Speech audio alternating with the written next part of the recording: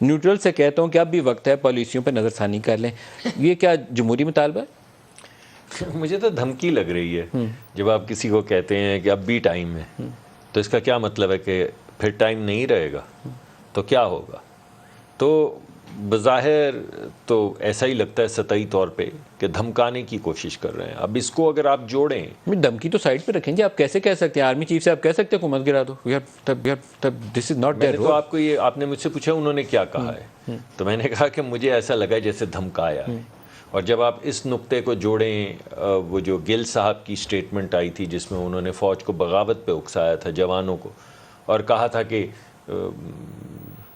mutiny کر دو اور حکم ماننے سے انکار کر دو، تو جب آپ ان تمام نکات کو جوڑیں اور تیسرے نقطے کے ساتھ جوڑیں جب وہ شہادتیں ہوئیں اور اس کے بعد جب جو کیمپین چلائی گئی، جو ابھی بھی لڑکے لڑکیاں آ کے کہہ رہے ہیں کہ